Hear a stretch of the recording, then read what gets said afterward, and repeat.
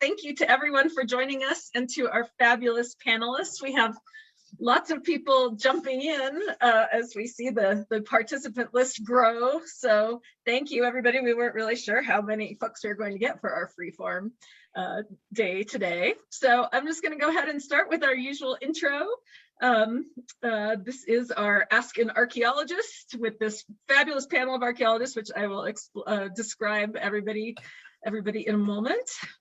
Sorry. Okay, so as usual, I'm sure that most of our participants have been on our Zoom webinars before, but you can go to the dark line in between the talking heads and the presentation, and you can move our talking heads over so that you don't have to see so much of our faces and you can see more of the presentation. Although now that I mentioned this, we don't really have a PowerPoint, so we'll just leave that one be. Please do, since this really is a Q&A session, please put all your questions in the Q&A instead of the chat. If possible, we will scan the chat periodically, but we may not be able to, they may get buried in the chat if you don't put them specifically in the Q&A section.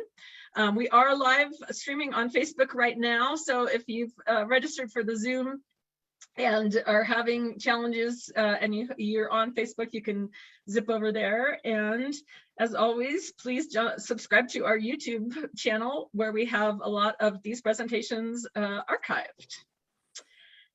I'm not going to go ahead and you can read our official mission statement. Most organizations have an official one, but I'm going to just kind of paraphrase a little bit about it because this is our mission in the world and what we're trying to do in the world, also influencing the discussion and Q&A that I'm hoping that we can have today. So ultimately, what all of us are trying to achieve through our work at Crow Canyon in the world is to make the human past, the stories of history, of human history, both accessible to the public, to students, to everyone, and also relevant, right? We're trying to look at questions that are important to Indigenous communities, important to our shared human challenges, and the tools that we use to achieve that right now are archaeological research, experiential education practices, and American Indian knowledge. And this is our reason for being here, and the way that we approach this mission is something that is always evolving to be as relevant as we can, and that's part of the discussion that we want to have today. But many organizations, I'm happy to see, have land acknowledgements, and Crow Canyon is the same in that we always take a minute at the start of important meetings, board meetings, webinars like this to acknowledge the fact that the land that we work on and the land that our campus sits on are the traditional homelands of Pueblo, Ute, Paiute, Dene, and Hickory Apache. But beyond just that acknowledgement of the land that we work on, pretty uniquely, we don't exist, right, without Indigenous people and communities in the past and the present and the future, right? So it's more than just an acknowledgement for us. If we didn't have the generosity and partnership of our Indigenous partners and stakeholders, we wouldn't be here. So this acknowledgement is particularly important for us, and important for us to express our gratitude for our ability to do this work. So our webinars, as you know, we never charge for our webinars, and we do incur some costs to do them, and we pay our scholars who come on to our webinars. So it's entirely donation funded, and everybody is so generous. So thank you. So many of you make multiple donations for the webinars, sometimes bigger ones for the webinars that you particularly like. So, and we do track that information. So, but we also have one of our trustees has made this challenge match for this year to help support the webinars. So every dollar that you make this year or every dollar you contribute is matched. So we are at about 80% now of our match. Thank you all very much. And I think, we're working to hit it by the end of the year. And we have exciting new webinars coming up. In particular, next Thursday, Dr. Michelle Turner is a postdoctoral scholar here at Crow Canyon, and she's going to be reporting on some of the work that she's done while she's been here at Crow Canyon from the Wallace Great House assemblage. I've actually seen some previews of this, and it's really cool. So definitely turn in for that. And then a really interesting looking webinar that I will definitely be watching, the plant species richness at archaeological sites suggests ecological legacy of indigenous subsistence on the Colorado Plateau, by Dr. Lauterbach and Pavlik, and please join in that one as well. All right. You know, the main driver behind our webinars has been COVID. In some ways, we weren't able to interact with the public as we were used to in person on our campus and on the road. And so always give the big shout out to Taylor, who everybody knows is behind the scenes for helping us get to this place. And COVID is still and continues to be an enormous challenge for our Indigenous partners. So we get a lot of questions about how can you make a difference? How can you contribute to help in these communities? And here are, you could just take a snapshot of this. And as always, you can reach out to us and we can give you these and other ideas for contributing. All right, so here we are starting, and I'll close the screen so that you can actually see the heads and you cannot get rid of them this time. But this is our second Ask an Archaeologist. I think the first one last year went really well, and we got lots and lots of questions. So I have assembled this particular group of archaeologists. Thank you all for joining us. With a particular idea in mind. All of the archaeologists that are on our panel have either recently finished their PhD in archaeology or are close to finishing their PhD in archaeology. And it's been a couple of decades since I was in graduate school, and I'm really excited and grateful every day to have these up and coming young scholars with us, and I am really interested to hear how their experience has been getting up to this point and where they think the discipline is going. And so our panel today, we have Dr. Jonathan Dombrowski, also a postdoc here at Crow Canyon, and he recently completed his PhD at the University of New Mexico, and he has focused on ancestral Pueblo fishing strategies in the Middle Rio Grande region of New Mexico in the late pre-Hispanic period. So Jonathan takes a lot of grief from archaeologists for studying fish in the desert. And so hopefully Jonathan will get a chance to defend himself here. Dr. Bellorado, who many of you have seen in our webinars many, many times before, who has a very long history with Crow Canyon, but has more recently finished his PhD and joined us as our laboratory director here. And Ben, as you all know, is a real expert in material culture of Indigenous people in the Southwest, and he received his doctorate from the University of Arizona, also where I received mine a long time ago as well. And we had the same advisor, as some people have heard, so it's kind of an interesting take to get so far apart some perspective on the discipline. Dr. Reese, Dr. Kelsey Reese, who also has a history with Crow Canyon, although is a postdoctoral scholar at the University of Notre Dame right now, and a research associate at the Santa Fe Institute. She happens to be here at Crow Canyon this week, working on some of her field work on the Mesa Verde North escarpment, and she's been out surveying literally in the last week, and very excited to have Kelsey on the panel. Thank you, Kelsey, who's studying the long-term effect of sustained climate change on contemporary subsistence-based farming communities. And again, from the relevance piece, this is something that is a pretty hot topic in archaeology, as it should be. And never last and never least, the almost Dr. Tim Wilcox, who's a PhD candidate at Stanford University, who has been a practicing archaeologist for a very, very long time, longer than me, and has worked for the Navajo Nation Archaeology Department, Desert Archaeology, worked for us here at Crow Canyon in the field, and I'm still not over the fact that he has left to go back to California. So thank you so much for joining us, Tim. Really interested in kind of why you've chosen some of the topics that you've chosen and what you've seen in your graduate career and where you think the discipline is going as well.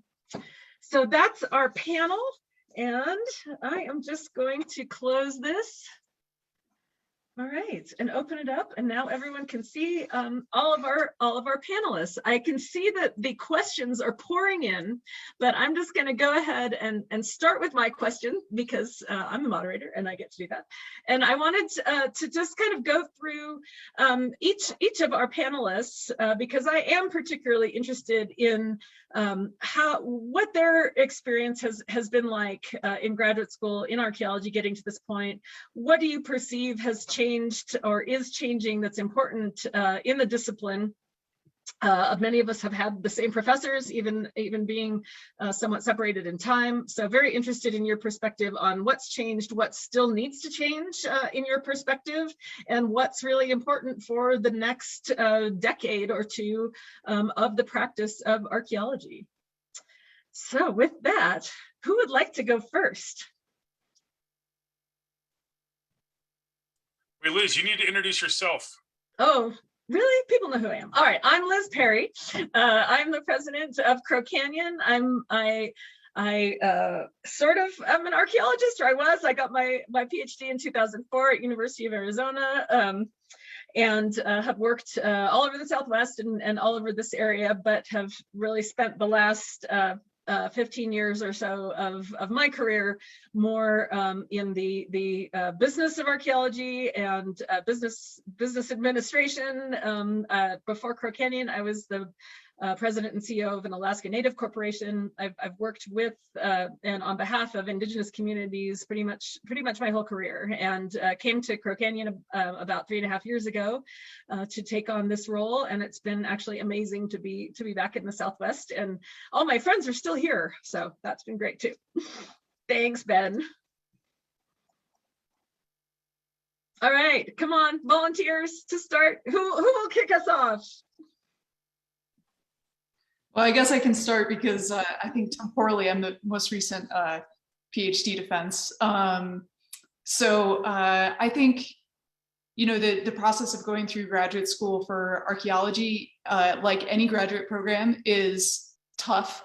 And, you know, you're challenged every step of the way. But I think what that process does is make you realize how much you love and appreciate the work that you do, and that you can't really function otherwise. You can't really function without it.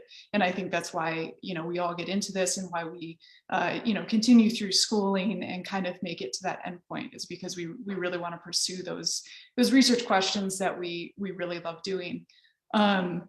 And as far as, you know, kind of future of archaeology, I think that we are doing a better and better job of making ourselves relevant to large questions that are facing our world, and but we can do more and do better. You know, things like this, and with COVID providing an opportunity for a lot of internet access and webinars and talks and stuff, I think is having a huge impact, because it is making all this information much more easily accessible to people that are curious about it, or findable, you know, when you Google on YouTube or something like that. But yeah, so I think that, you know, and you know, personally, I try to add the climate change angle, but there's plenty of other avenues for that for us in archaeology. Thank you so much, Kelsey. Who's next? Go. I think kind of piggybacking on what Kelsey said is, you know, where things that are changing but still need to change a little more is kind of collaboration. How collaborative archaeology has become, whether it would be with descendant communities or with other disciplines. I feel like we got to, in my graduate career, I've seen so many faces of archaeology, or I saw so many faces of archaeology, some that's super collaborative and others not so much. So that's one area. Yeah, we're doing a good job, but could do better, I think. I'll go next. Thanks, Ben. Yeah, so, I've gone through grad school twice, actually. I took a break between, I didn't think I was going to go back for the PhD and then did several years later. So I was a little bit of an older student, but great process, a really exciting time to be in, being upcoming and developing archaeologists. But, I was thinking about this, what are our directions for the future and how the discipline seems to be developing. I've as an older student, I've been doing archaeology for over 20 years. So I've seen some things change, and I know we have some ways to go, but it seems like we really developed a lot more in terms of addressing humanistic approaches. I remember when I first started, there was a lot of debate of the processual and post-processual, and it was like, are we still trying to basically verify that the people we study are modern humans? Because it was a lot of, how evolutionarily adaptive is this strategy versus that? And I think we've definitely gotten away from that, which I think is really, really beneficial and a good direction. So more humanistic approaches, but then also, as Jonathan said, we are in the process of really trying to engage Indigenous communities and trying to become more collaborative. And I think we have a ways to go for sure, but that's a really promising direction. And then also just engaging both the public and Indigenous folks. But I think in terms of where we're going on some of the more specifics, I think we're really moving towards an archaeology that is really less based on excavation. And I know in the Four Corners in particular, there's always going to be contract archaeology where people are making roads and stuff, and we're going to have people to know how to do that. But I think there's a real push towards more survey and less intrusive archaeology, but then also, a lot more collections and museum work. A lot of folks I talk to, Indigenous and otherwise, say, why are we still excavating sites when there's so many things in the museums that people really haven't looked at? And I know when I visited museums, I've seen things that haven't been looked at for over 100 years. So I think those are some of the directions that we're going in the future. Awesome. Thanks, Ben. I think that leaves you, Tim. Yeah. I guess echoing what Ben said, I'm actually working on a collaborative museum project right now. I'm just like a small part of it, but it's interesting. It's been, I guess, in the process for a couple of years now. And I think the museums are one way the discipline probably should move, just for the same reasons Ben said. And my dissertation research collection I chose because it had been sitting on the shelf for 100 years and no one's looked at it. So those opportunities are there. And I've been at Crow Canyon for the past 2.5 years, and I come back to Stanford and realize like a lot of the older faculty are retiring. And of course, Ian Hodder's retiring, and John Rick is retiring, and that right there sort of illustrates that whole post-processual, because John Rick is sort of more of a processual archaeologist, and of course, Ian Hodder's the father of processualism. So, and they're both retiring. And I know the new director, Barb Voss, is a big proponent of collaborative archaeology and public archaeology, and also a lot of social justice issues. So I see that as a good thing, at least here at Stanford. Not as familiar with some of the newer faculty, but yeah, I think, I guess just commenting on grad school is like it really immerses you into these bigger issues or more complex issues in the discipline, so that you have a better understanding of the complexities and not really just you basically know there's not just one way to look at things. It's like it's really complicated, and so I don't know. That's I think that's one thing that benefited me in grad school, and I think just the fact that there are more. I guess the discipline itself is becoming more diverse. Even my crew out here is, so my son works with me, and then there's a Navajo and Lakota woman that works with us, two Mexican American men that work with us, and and we're part of our research design for the project I'm currently working on is to, for one thing, put some of the invisible people that, this historic site I'm working on it's named after a white man, and he's the one who sort of homesteaded this area, but since it's historic, we're finding documents that talk about there's always been Chinese labor in the background. There were natives there, that were still there, but they're not mentioned. They're mentioned in passing in the text. So we're actually trying to find the physical evidence to put them back into the story, back into the history, and I really like my boss here. Not to say that I don't love you, Liz, but they actually changed some of their wording. Like they don't even use prehistoric anymore. They use pre-colonial. Nice.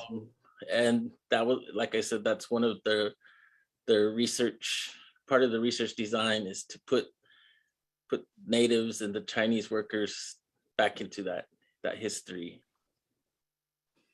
Thanks, Tim. And that's a great example about making some changes to the language.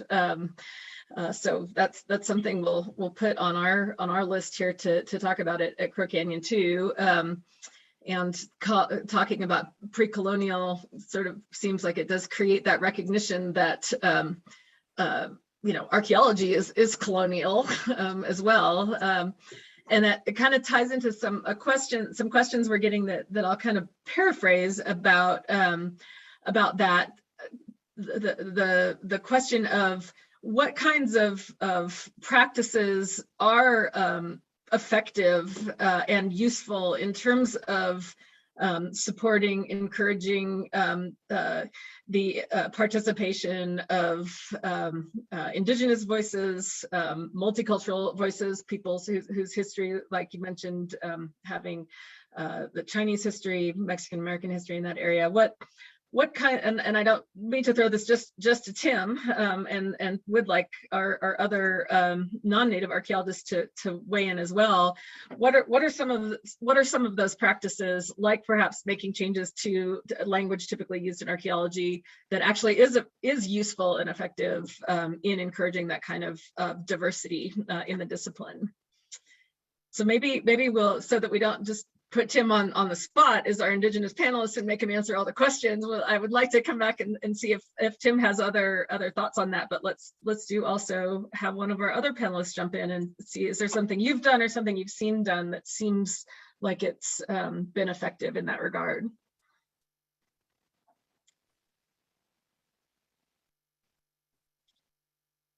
I'll go. Yeah, so that's it's a complex issue for sure. And I think, some of the changes I've seen, or some of the developments, I guess, that folks I've worked with is a shift in some ways to when archaeologists either work with government partners, so the federal land managers, is really trying to bring on tribes at an earlier point in time in terms of projects. And we're all, just trying our best to figure out how to do that, because there's a lot to that. But it's, let's see here, make sure I can say this right. But but yeah, so trying to bring on Indigenous partners earlier on in the process when we're designing large projects, but then also going through the channels that those tribes line out in terms of the procedures that they want us to follow, and and basically acknowledging them as their own sovereign governments. And so going through their tribal historic preservation offices and saying, okay, we're not just going to go talk to some natives about this or that question we have, but let's go through the formal process so we can make sure the people we're getting this information from are the people that the tribe designates as the people that should be giving us that information, and I think that is really big, and that could curtail some of the issues we have kind of on the hind end sometimes when we put out a report and say, oh, we talked to XYZ people, and people from their tribe might be like, well, why did you talk to that person? How do you know that they had the right to tell you that information? So I've seen that a lot recently in terms of us getting to that point where we're working with tribal governments more, and I think that's really important. Awesome. Other panelists, Kelsey or Jonathan, you want to weigh in?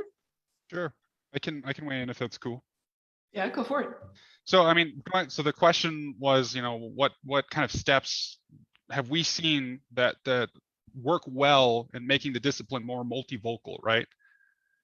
That was what we're kind of interested. So for me, I guess, working more with descendant communities is something that I'm actively doing now.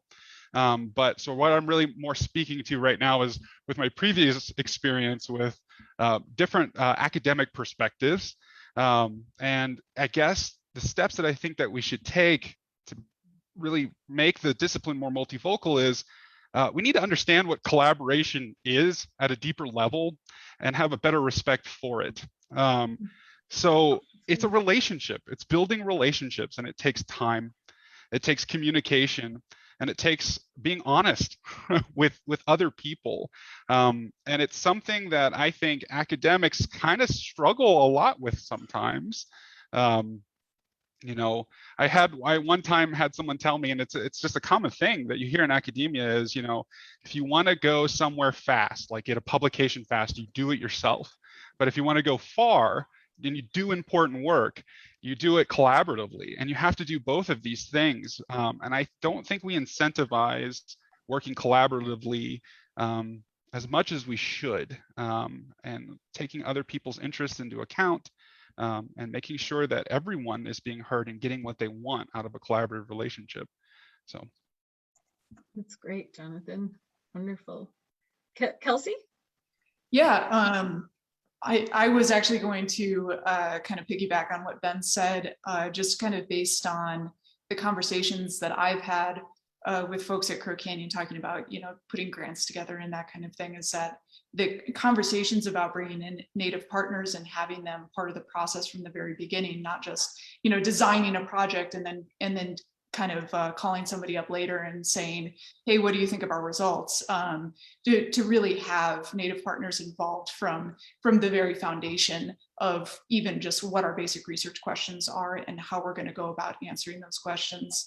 And so I've just in my experience over the past decade, it's kind of a totally different swap of when you're actually having that process, and I think it's really productive, and it's a big step forward for for our discipline. And I think that we're trying to do better and better every project that we do, and Crow Canyon is certainly taking that step as quickly as they can. Tim, you want to bring us home? Sure. I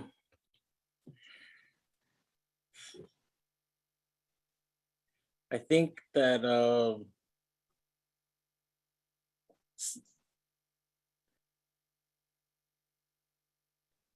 I think for the discipline also, I think like bringing in like we do bring in the Native scholars when college field school's there, and I think that's something that'll help with the next generation of archaeologists. I think that should sort of be an integral part of field schools. to bring someone in so that they can at least gain a different perspective. And if possible, I really liked when we did the Native 101, because so many people don't even have a basic idea of what Native life is like, the different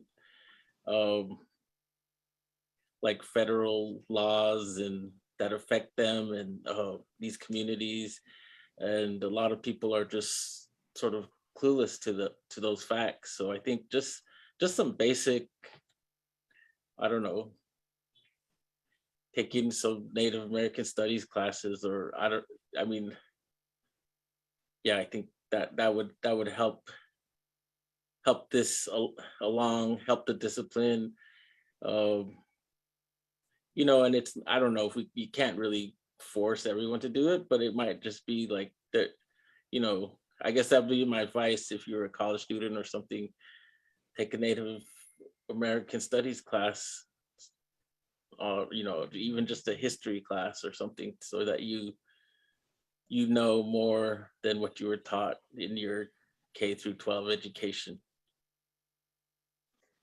Thanks, Tim. That's something we definitely advocate, and I think all of us agree with that. And for the participants who are listening that wouldn't know, Tim was referring to our Indian 101 work that we did at Crow Canyon as during the pandemic, when we were able to meet on Zoom every week and get all of our folks together. Is that we worked with a really fantastic Native-run organization called Americans for Indian Opportunity, AIO, that Becky Hammond, who is heading up our American Indian initiatives here at Crow Canyon, found and introduced us to. And so we, for a while, every week or every other week, we were taking basically classes from them that they called Indian 101, which is really a Native cultural competency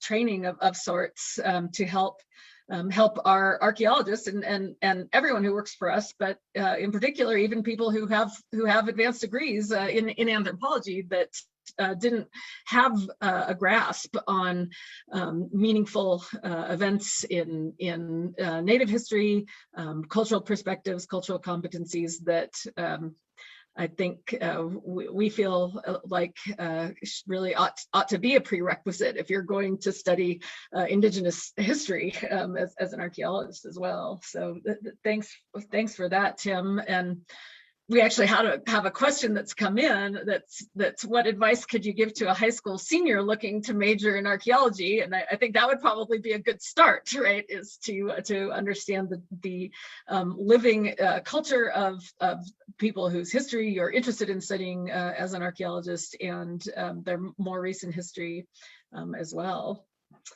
Just as long as we're on that topic, anybody else want to jump in with can you think back to when you were a high school senior looking to major in archaeology? I wasn't. I was going to go to law school. That didn't happen. But so, Jonathan, it looks like you have some advice to give this person.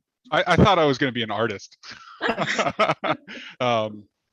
My advice to the person asking, that's in high school and thinking about majoring in archaeology, is maybe going to sound a little weird. It's to think simultaneously forward and backward. So to understand what your goals are in the field. So first identify what are my options, and then think about what do I need to achieve? What skills do I need to get to achieve those goals to get there? But then constantly being able to reassess, am I really interested in that part, right? And then shifting, right? So thinking forward and backward simultaneously. That's my advice. It's tough. It's a skill too. I would say my advice is that if you're interested in a certain area, maybe find a professor that works in that area and see if they're doing any type of field work and reach out to them, because getting field work experience during your undergrad is pivotal for continuing in archaeology, whether you just, you know, finish your BA and go out and work professionally, or if you want to continue on to graduate school. And so if you can get into an area that you're passionate about and that you're interested in, and then start getting some field experience, then you'll be very marketable, no matter what direction you decide to take. Awesome. Well, oh, go ahead, Tim. I would say I would just support what Kelsey said, and like I was lucky enough to live across the river from a really big archaeological project, and I volunteered the summers of my junior and senior year out there, and then I was going to leave and go be an engineer at Stanford. And you know, that was, to me, it was interesting, but it wasn't a job or a career, and I did not like trying to be an engineer. But I already had that experience, and I knew I was interested in it, and so now here I am. I think that was pivotal. It's like, and you get to see, do I really like this? Or, you know, you're gonna be, fieldwork is hot, cold. I think you should early on figure out if that's what you want. Good point. Yeah, having done some field work in cold, windy Wyoming in my history as well. So great. I'd just follow that up and yeah, agreeing with all these folks. And I'd say, you know, when you're just starting out, try a bunch of different things. Go see the places you want to work. We all have, at least I did, I know a lot of people I know had this impression, or archaeology, it's Indiana Jones. It's nothing like that. It's, you know, it looks really sexy on TV, and it is really cool, and we are all very cool right here, as you can see, but it's a lot of hard work. And if you want to do field work, as Tim said and Liz said, there's heat, there's cold, there's bugs, you're dirty. And I know that a lot of people start out and within a couple of years they bail because it's just not what you see on the TV shows. And so just have that in your mind to know that what you're seeing in you know, Netflix or the Discovery Channel isn't, you know, the mystery of Oak Island is not real. That's not what we do. We're trying to understand people in the past and, you know, human environment interactions, social hierarchy, inequality, really neat things, but it's not the stuff you see on popular TV. And then also, just like I said, try new things, try different things. I thought I was going to be an artist too, Jonathan. And I know that steps I did in terms of almost being an art major helped me a lot in archaeology later on, you know. And so do things you're passionate about. Take time, don't just run through school and then get done with a PhD and realize, oh, I don't want to do this. You know, take some time to figure out if this is what you want to do and what you want to do, right, in the profession. And there's a lot of options. Don't try to pigeonhole yourself and I'm just a field guy, I'm just a lab person. That doesn't exist anymore. We're all interdisciplinary scholars, you know. And yeah, try new things, try different things. That's, I guess, what it boils down to. Awesome. That this might be a good transition to point out, as y'all have referenced in respect to that question, and we have some questions around this topic in the list here, around the fact that most practicing archaeologists work in cultural resources management. And I think all of us have, right, worked at some point in cultural resources management in our careers. And so there's a pretty high likelihood that if you go to college for archaeology, you're going to at least do some work in that, if not spend your whole career in cultural research management, which you can definitely do. And some of the discussions I've had with our archaeologists here has been about that may be something that we have at Crow Canyon to contribute to the world, is to helping to train and educate future generations of archaeologists who are going to be working in this field, and maybe in a way that gives them a more collaborative and more well-rounded perspective on archaeology, even as a contract researcher. And what Tim was describing about his project sounds like really, really excellent CRM work as well. So that transformation that can happen on that level would have a pretty large impact.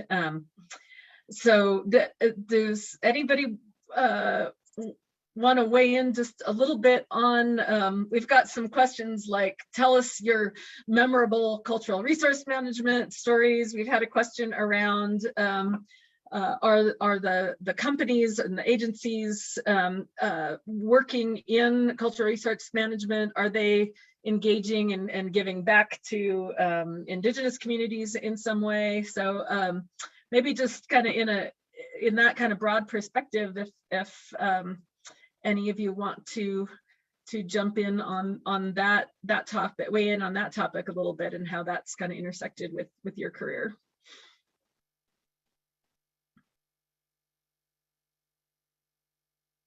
Or if you don't really want to talk about CRM, that's fine too. I have a lot of questions.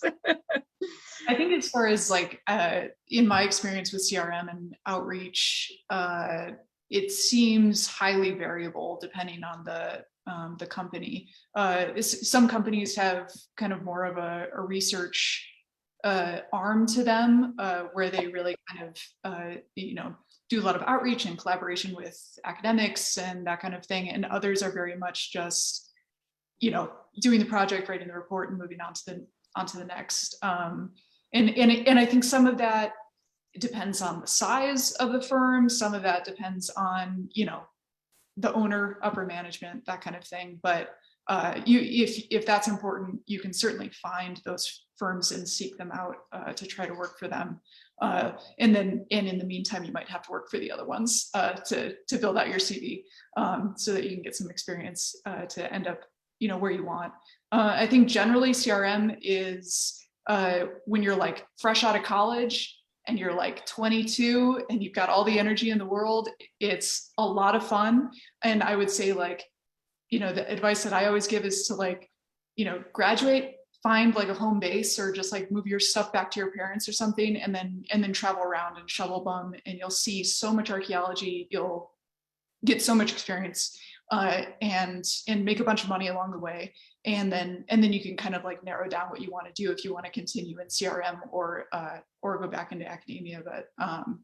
But when you get older, I think shovel bumming is a very hard life. It's very hard on your body. So then writing reports becomes more, that becomes more the goal. Yeah, shovel bumming too is not as, I guess it's, once you have a family, it's not as conducive to shovel bumming and living in the hotel for 8 days on, 6 days off. And, but like I work with my son, and he's worked with CRM, a number of CRM companies also, and so he has experience. He's still trying to figure out the education part, but he's been working in CRM for long enough to where he has the experience to probably survive in almost anywhere in that field. I don't know, I guess I would just say that always try to build a good network and keep those relationships good, because I started working for Desert, and my son also worked for them, just from because I was on an SAA committee with the current president. So those things years down the line, you're like, oh, I need a job. They're real. So just make establish your network and keep in good relations with those people. Awesome. Thanks, Kelsey and Tim. I'm gonna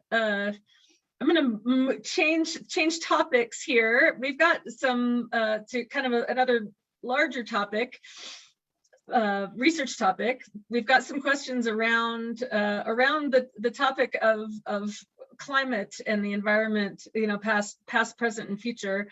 And some of our audience has some understanding that climate, it was probably a variable in various migrations that happened in early history. And there's some interest in hearing from the panelists, and I know this is a topic of various of the research of some of our panelists. What have you learned through your studies in your regions that might provide some insight or guidance as we face climate change, heat, and drought today? What can we learn from the voices of the past that might be useful today? Which, of course, is a big question of interest at Crook Canyon and among our folks. So, who would like to jump in on that? Oh, all the hands go up all of a sudden. Yeah. Who's gonna go? Who's gonna do it? You raised your hand. I thought multiple hands were raised. So my dissertation is on ancestral Pueblo fishing strategies, and kind of what Liz said is sometimes I get grief, right, for studying fishing in the desert.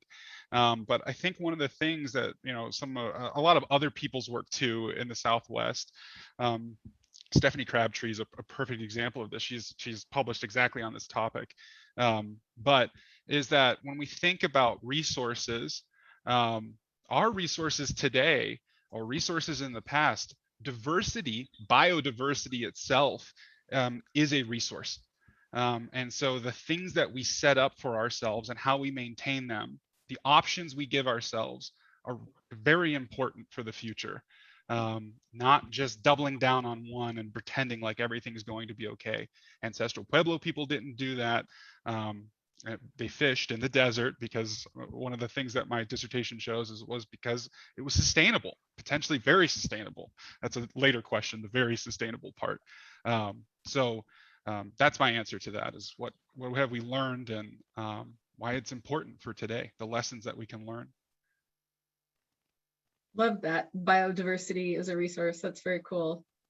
All right, who wants to go next? So my research has focused on some communities on the Mesa Verde North Escarpment, and with a focus on climate change and thinking about subsistence farming communities. And kind of the big takeaway from that research was that these landscapes are much more engineered to succeed in a volatile climate than we could have ever imagined and ever know, I think, even with really, combing through the dirt. And what it kind of showed was that these communities were highly resilient to changes in both temperature and precipitation on a yearly basis, but also on a decade and century basis. Now that's natural, fluctuations in climate and not these huge fluctuations in warming temperatures that we're getting through man-made climate change. And so where the kind of the conclusions that I came up with, looking at these communities and looking at large-scale climate change over the course of about 700 years, what I found was that these communities were really capable of feeding themselves and able to maintain in place if we were just purely looking at subsistence. And kind of what it came down to is that there's so many other factors involved when people decide to pick up and leave and migrate and move away from their homes. And when we kind of apply that idea to contemporary subsistence farmers that are experiencing huge fluctuations in temperature and bad droughts and failures of crops and stuff, is that the bigger picture, the more holistic picture of not only supporting subsistence, but also supporting people to be able to stay in place socially, culturally, maintain their communities is actually kind of the crux of all of it. When you have all of your needs being met, you're not going to leave. But as soon as those needs start falling away, then you're going to be looking for change. I guess. Go ahead, Tim. I just Kelsey mentioned one thing about the migrating in the contemporary right now, this day and age. It's not the same as it was in the past. We have new political borders, and I guess if you really want to relate it to what's going on now, I would think, look at the border crisis and try to think, why are these people moving? And if you want to compare these migrations in the past with what's going on now, that's like the main question is like, why are they moving? What resources aren't they getting? Why do they have to move? Risk their lives, their families' lives, and move. So that's one of my takes on it. Awesome. So if I could follow that up, I agree with what you guys are all saying for sure. And I think, as Tim, like you said, if we're going to compare modern situations with the ancient past, especially in terms of migration, we have to think of the social lives of these people. I think too often we try to boil things down and say, oh, the climate made me do this. And I know in my work in the past, I've done some of that too. And a lot of us have, is the way the discipline has developed, in the last few years, is stepping away from that and thinking, climate is, and how people respond to that on a landscape, especially when you're highly sustainable and have these really long-term strategies that you've developed over centuries. Moving is a big thing. And it's not just like, oh, we had a couple of years of drought, we had 15 years of drought. People have systems in place to help them negotiate those things. We know in the Mesa Verde region and the larger Southwest, even during really bad droughts, we've done a lot of research looking at this carrying capacity of these landscapes. We know that the landscapes could still support a lot of people, especially when we look at how people actually lived, the types of corn they had, the processes they had to, grow corn 16 inches deep you plant it 16 inches deep in a sand dune and you grow without any water, and people could do that. So we have this kind of weird sense from a Western point of view that, these people didn't know what they're doing. They really did. But it's also, the social side of it. They had social mechanisms to deal with these. And we have to think about that in our culture and Western culture. What are the social mechanisms that are breaking down that then climate just exacerbates? And how can we, support those and strengthen those programs to either keep people where they are or to help them move and be accepted into new social landscapes? Oh, great answers, everyone. Can I piggyback off of that and kind of tie it to a question we've already kind of went to, is how the discipline might be changing a little bit. Mm-hmm. So one of the things that Ben is highlighting here is, and we've talked about a little bit too, in terms of all these different kind of paradigms in archaeology, and we've talked about processual archaeology and post-processual archaeology. And what Ben is saying is social processes are really important, right? When we think about the environment. And I think how the discipline's changing now, I'm someone who thinks about, human environment interactions a lot, but I think how the discipline is going now is we're starting to realize that we set up kind of this false dichotomy between environmental change just acting on people, and then they're like little pawns and they just move around. And now we're starting to really accept that, it's either social processes that are the most important or environmental processes. And then we have these wars going on. It's both of these things, right? We take these things. I feel like younger scholars now, in my opinion, go like, this is implicit, right? And we can move forward with it. I don't know. Sometimes I feel other people get a little more hung up on this. I get really interested in ecological processes, right? And how people interact with those things. And sometimes I'll get people who go like, how is this anthropological? I'm like, people negotiate with environmental situations socially. Like, that's what we're talking about here. And I think younger scholars are like, duh, personally. Awesome. Wow. Okay, so we're coming up to the end here, and I'm just like overwhelmed by all the amazing questions in here. So Taylor, I hope we can hold on to these, because I actually wouldn't mind us following up to some of the folks that have answered it, maybe posting them somewhere. But I want to circle back just to close out the discussion then, since we've been talking about contemporary trends and things that are important to all of you and important to the discipline. We did get the logical question around tech and IT in the discipline, and how is that coming into play for all of you, even if it's just a foregone conclusion. And I'll leave that with the mention, and Tim probably had this experience too, that there wasn't email when I was going to college yet, right? So I mean, we weren't using it really. So I kind of remember that working in the computer lab at U of A, like, oh right, okay, email. So anyway, that being said, that doesn't feel like that long ago, but obviously that is a foregone conclusion now. So maybe if we kind of go around the circle, and we can close out on that question around technology in your work.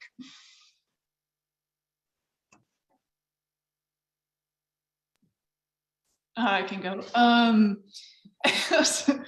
So I think I've embraced the use of technology in a lot of different ways in my work.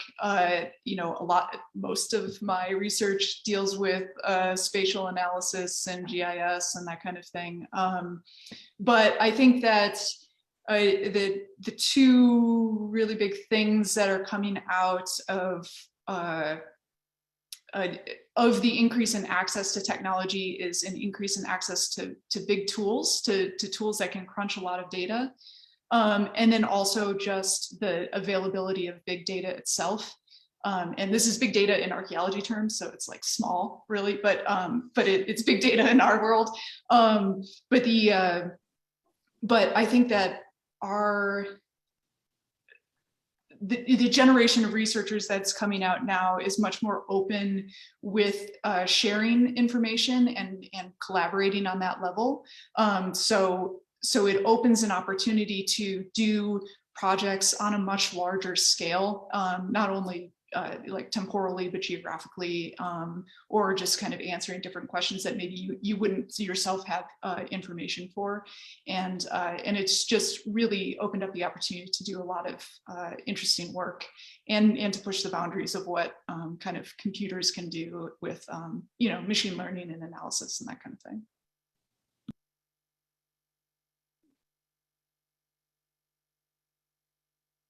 I'll go, I guess, since nobody else is piping up. So technology, yeah, it's going so fast. Now that I feel myself getting a little older, it seems like it's harder and harder to keep up with. But luckily, there's folks like Kelsey and Jonathan that can help us get past that and through that. But yeah, in my work, some of the really amazing projects I've worked on recently that have some really cool tech, like Kelsey said, getting the big data. Worked on a project called the Chaco Social Network Project at University of Arizona with Barbara Mills, and it's actually in another stage now. But basically, we combine this data from all across the entire Southwest, looking at millions and millions of sherds from tallies from projects throughout the last 50 years or so, and putting that all into one format and looking at social connections based on pottery or architectural types or things like that, and looking at these really big picture patterns, which are just amazing to do. But then also on the smaller scale, working on a project with the Bureau of Land Management in Utah, where we've done some photogrammetry of some cliff dwellings, ancestral Pueblo cliff dwellings, and basically that's just super non-invasive. You go and you just take dozens or hundreds or even sometimes thousands of photographs, and you put them into a computer later and it stitches them all together and gives you this 3D rendered model that's accurate within 2 millimeters, or if that. And you can, it really is a boom to conservation efforts for federal land managers, preservation, and then also as educational tools and exhibits is what we're trying to do with this particular project. So it's kind of two different scales. But then also I think, one, I say we need to, keep in mind that we don't want to just throw out the baby with the bathwater of these older technologies and kind of pre-technology. I work a lot with tree ring data, and tree ring science started at the U of A, and a lot of the data is still done with the old school skeleton plotting that A.E. Douglas developed in the 1920s. And we're moving towards more quantitative methods, and there's a lot out there for sure. But I think it's important to be able to use both of those, use bouncing back and forth between the older tried and true methods with newer methods. You're pushing the envelope to be able to include a broader range of perspectives and not lose the things that we've already learned from the past too. But I'll leave it there. I'll turn it over to Jonathan or to Tim. So like Liz said, like I was in undergrad before there was even internet. But I have embraced technology. I taught myself GIS. I established I guess, I don't know if we call it a program, but I got GIS up and running at all the Navajo Nation Archaeology Department offices, and trained some of the staff. And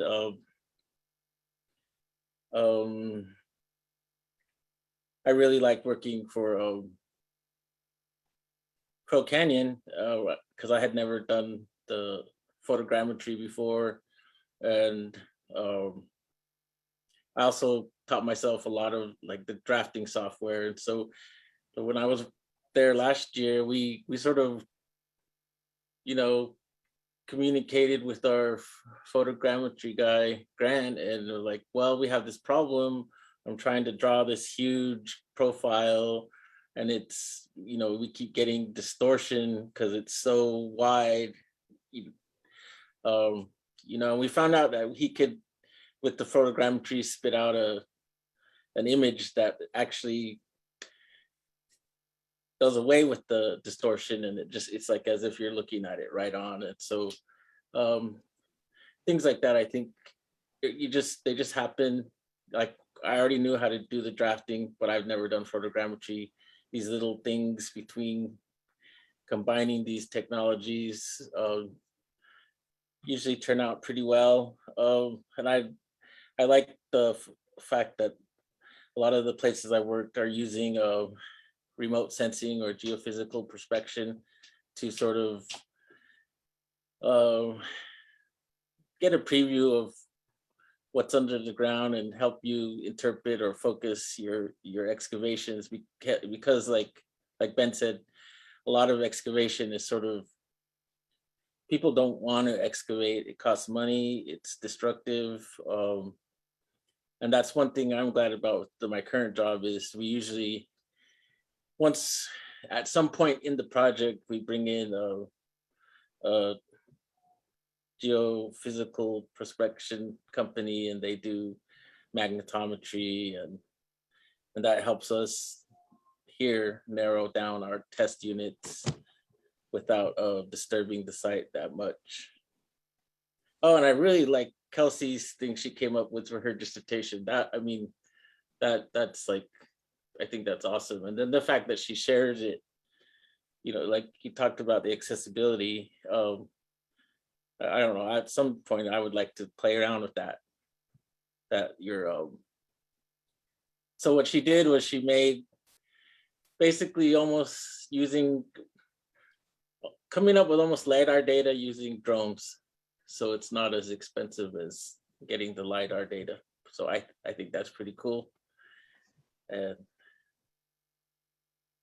It's coming out in November, I think. So Awesome. Well, we're almost we're 7 minutes past 5, so we'll just go ahead and wrap it up here. But thank you all so much, and I apologize to all we get so many more questions than we can possibly address, and some of them are real, specific, like how's your cool tree ring stuff been, and Jonathan, what's going on with the fauna at Haney and all of that. So I know Taylor is keeping these questions and is going to share everybody's emails after the fact.